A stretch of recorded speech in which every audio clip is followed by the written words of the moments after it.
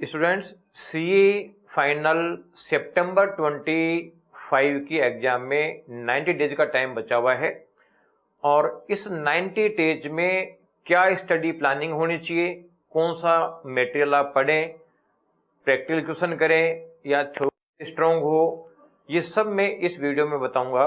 तो आप इसको पूरा वीडियो देखें, अपने दोस्तों को शेयर करें और साथ ही VSI का यूट्यूब चैनल सब्सक्राइब करके बेल आइकन दबा के रखें, जिससे कि आपको इम्पोर्टेंट स्ट्रेटेजीज की नोटिफिकेशन आपको मिलती रहे।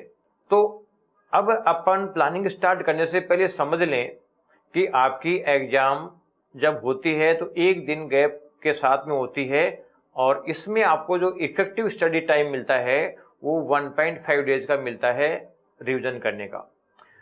तो कहने का मतलब ये है कि हर पेपर में आपको 1.5 डेज का टाइम मिलेगा रिवाइज करने का। तो 1.5 डेज में अगर आप रिवीजन करना सीख गए तो आप एग्जाम आराम से दे दोगे, एग्जाम को क्लियर भी कर लोगे। लेकिन अगर मान लो आपने जो मटेरियल पढ़ा है और वो 1.5 डेज में रिवाइज नहीं हो पाता है तो रिजल्ट नहीं आएगा।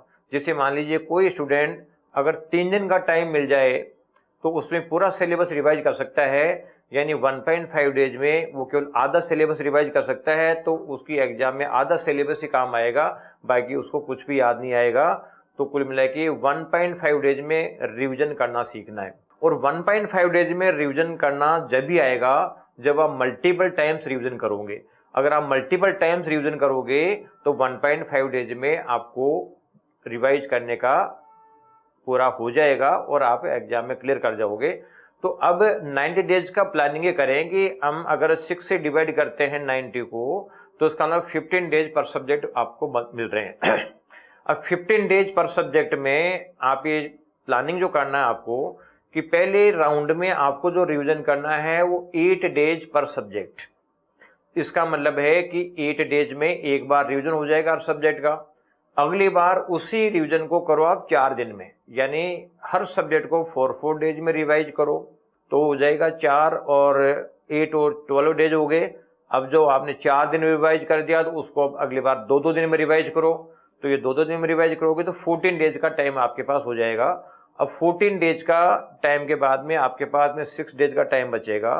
तो 6 डेज में जो पहला पेपर होगा आपका फाइनेंशियल रिपोर्टिंग का, उसके लिए आप जो है 3-4 दिन छोड़ देना और बाकी जो 2 या 3 दिन बच रहे हैं वो उस सब्जेक्ट के काम में ले लेना जो सब्जेक्ट आपका वीक रह गया।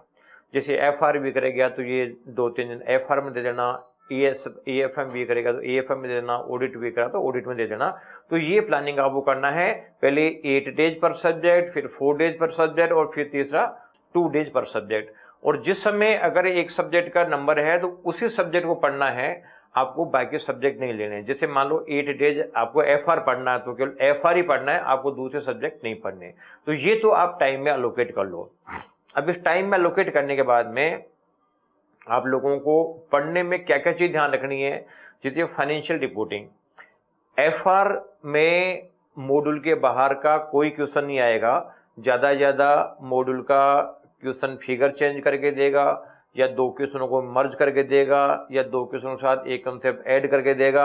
यानी कोई भी चेंजेस होगा तो ऐसा होगा जो आज तक किसी दूसरे क्वेश्चन में नहीं है, मॉड्यूल के बाहर के क्वेश्चन में ऐसा नहीं होगा। कुल मिला के अगर कोई मान लो ऐसी चीज दे भी दी तो इसका ना वो चीज बाहर भी नहीं मिलेगी। तो इसलिए आप क्या करो, इससे FR के प्रैक्टिकल क्वेश्चन सोल्व करने की जो थ्योरी आपने नोट करी हुई है उस थ्योरी को पढ़ो और साथ में ICAI मटेरियल के क्वेश्चन सोल्व कर लो। और वैसे भी देखो अब तो इसलिए भी रिक्वायरमेंट नहीं है कि अभी जब May 25 में ICAI ने हर यूनिट में 4-4 क्वेश्चन ऐड कर दिया। इसका मतलब है कि 200-250 क्वेश्चन उसने और ऐड कर दिए, तो सफिशिएंट क्वेश्चन हो गए, मोर देन सफिशिएंट हो गए। आप ज्यादा करने की कोशिश भी करोगे तो इसका मतलब है कि करने की पोजीशन में रहोगे नहीं। EFM जो है, EFM में 250 के आसपास क्वेश्चन है मॉड्यूल के।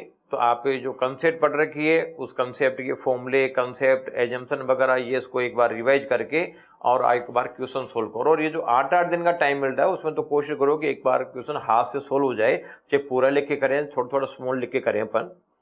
तो इसमें कंसेप्ट स्टेप समझने के बाद में ICAI स्टडी मटेरियल क्वेश्चन कर लो। इसके अलावा जो ऑडिटिंग का पेपर है तो ऑडिटिंग में आपने इस बार भी देखा होगा कितना इन डेप्थ पहुंचा है। तो ऑडिटिंग की स्टडी आईसीएआई के स्टडी मटेरियल से ही करना है। इसके लिए कोई भी बाहर का मटेरियल, किसी भी नोट्स कोई लेने की जरूरत नहीं है, क्योंकि ये इसमें से कुछ भी नहीं आएगा। इस बार का जिन्होंने पेपर दिया है उनके समझ में बैठ गया कि ऑडिटिंग आईसीएआई के स्टडी मटेरियल जब पढ़ेंगे तो ही होगा, अदरवाइज तो कुछ नहीं कर पाएंगे। ऐसी इन डेप्थ लाइनें उन्होंने उठा के दी है कि ये नोट्स में किसी के में हो ही नहीं सकती। तो इन डेप्थ चीजें पूछी है, और ये भी ऑडिटिंग अगर आईसीएआई के स्टडी मटेरियल पढ़ोगे तो कहीं भी दिक्कत नहीं आएगी।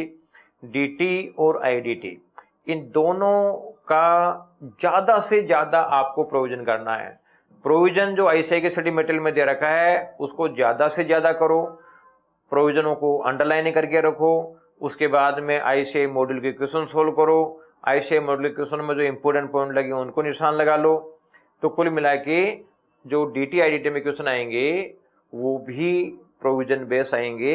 यानी अगर कोई क्वेश्चन पुराना उठा भी लिया तो पता चलता है कि साहब 10 एडजस्टमेंट है, उसमें से 6 एडजस्टमेंट हटा दिए और 6 नई एडजस्टमेंट डाल दिए, जो या तो मॉड्यूल के किसी दूसरे क्वेश्चन के हैं या कोई प्रोविजंस बेसिस पे हैं।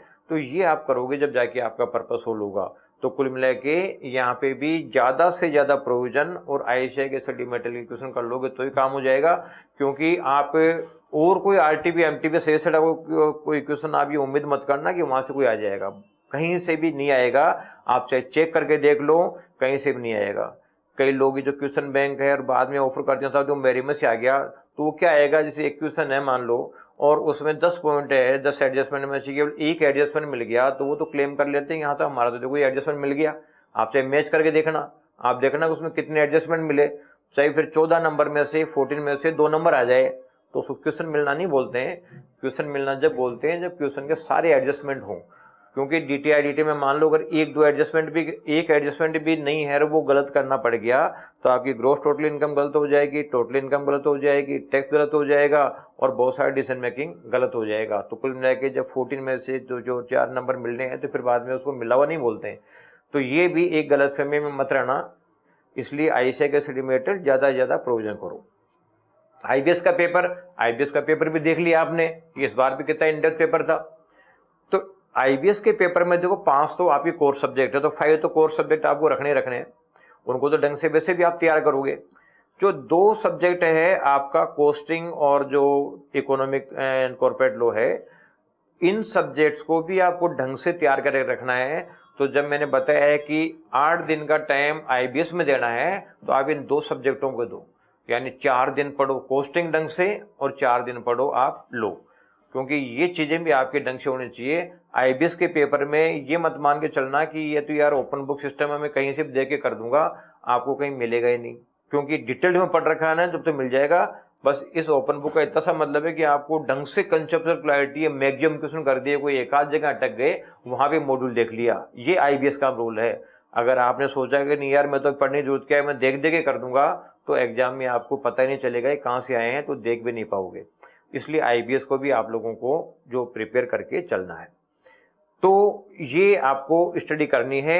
आईसीएआई के स्टडी मटेरियल से क्वेश्चन सोल्व करने हैं, कोई क्वेश्चन बैंक देखने की जरूरत नहीं है, क्योंकि question bank past RTP MTP suggested compilation इन सब का कंपाइलेशन है। आईसीएआई मॉड्यूल के बाहर जाएगा ही नहीं। आप चाहे ट्राई करके देख लो, पिछले अटेम्प्ट में देख के आ रहे हो, कोई ऐसा क्वेश्चन बैंक को बताओ जो आईसीएआई ने दिया और वो किसी क्वेश्चन बैंक में मिला हो मॉड्यूल के अलावा। अब जैसे मान लो क्वेश्चन बैंक बनाने वाले मॉड्यूल के जैसे एएफएम के 250 क्वेश्चन ले लिए, 500 क्वेश्चन दूसरे ले लिए, 750 क्वेश्चन हो गए। अब कहते साहब मेरी में से आ गया, अरे भाई उसमें 250 क्वेश्चन में से तो आए हैं, 750 क्वेश्चन तो 500 क्वेश्चन तो फालतू जोड़ रखे हैं। तो एक तो 250 क्वेश्चन पढ़ने पे जो क्वालिटी आएगी और एक 750 क्वेश्चन पढ़ने पे क्वालिटी आएगी, तो क्वालिटी मेरे को 250 क्वेश्चन में आ जाएगा ना। तो जो पेपर मेरा वहीं मिल जाता तो मैं एडिशनल क्वेश्चन फालतू क्यों पढ़ रहे हो। इसलिए अलग से कोई पढ़ने की जरूरत नहीं है। तो कुल मिला के आईसीएआई स्टडी मटेरियल पढ़ना है, कोई भी बाहर का क्वेश्चन बैंक और मटेरियल या शॉर्ट नोट्स पढ़ने की जरूरत नहीं है। और आप जो है 3 बार आप रिवाइज करने का प्लान कर लो, ये आप टारगेट सेट कर लोगे तो फिर आपको रिजल्ट से कोई नहीं रोक सकता। तो पॉजिटिव रह के और इस स्ट्रेटेजी को फॉलो करें और अपने सक्सेस को एंश्योर करें। Thank you.